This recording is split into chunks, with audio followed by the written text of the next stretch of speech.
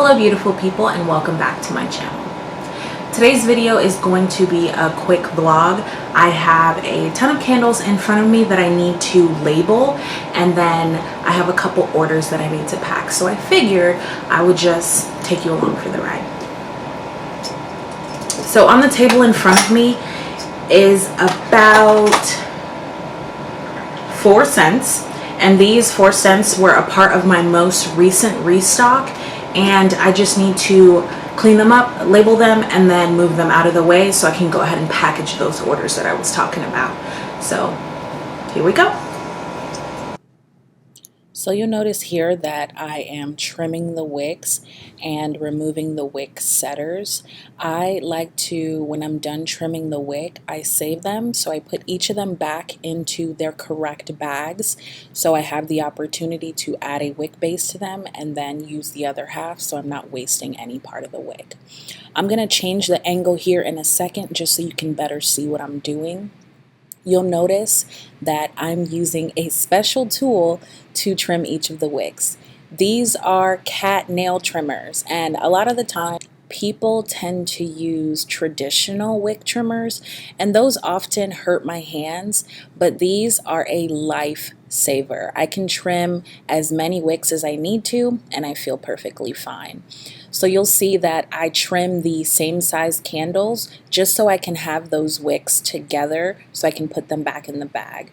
And then I move on to the outer ones, because the small ones I use Eco 8s and the larger ones I use anywhere from Eco 10 to 12.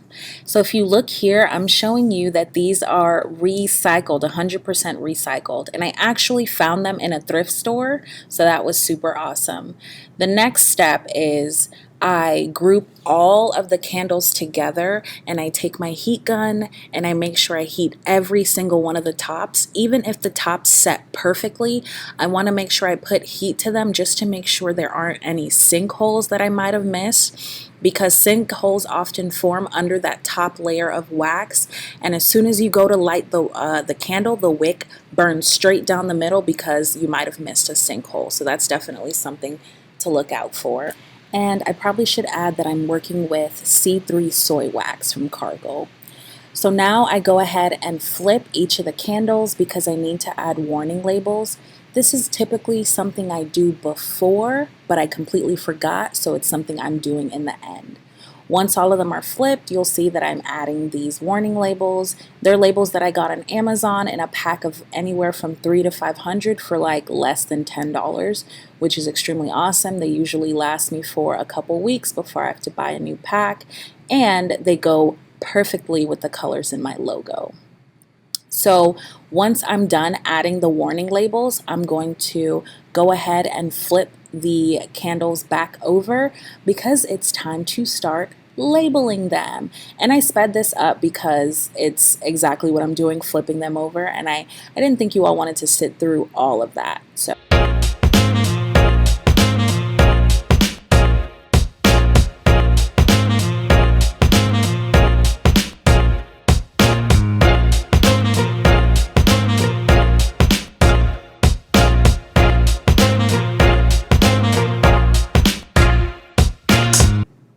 So here I am starting to label. I print all of my labels out on Avery. So I order the sheets through Avery.com. These are 2x2, and then I print them at home. I had to get rid of a lot of labeling footage because I didn't realize the lighting was so bad. But of what I have left, you'll see that I just quickly label them. Of the recycled jar, I just put the label on the opposite side so they still have that stamp that says I'm recycled, but it's on the other side. Here I am labeling the 12-ounce jars of my Plant Lady. So for all of my candles, I named them myself based on the scent and stories. So Plant Lady was inspired by one of my friends who was extremely obsessed at the beginning of the pandemic with buying new plants. So she inspired this scent, and here is the final product. All of the candles have been cleaned and labeled, and they are ready to be moved to shelves and ready to be added to orders. So I decided to not package orders tonight, so that's just going to be something that I do in a separate video log.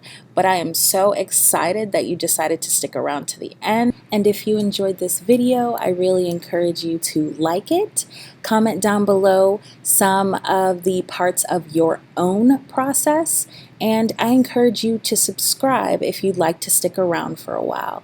Thank you so much and have a great day. Bye!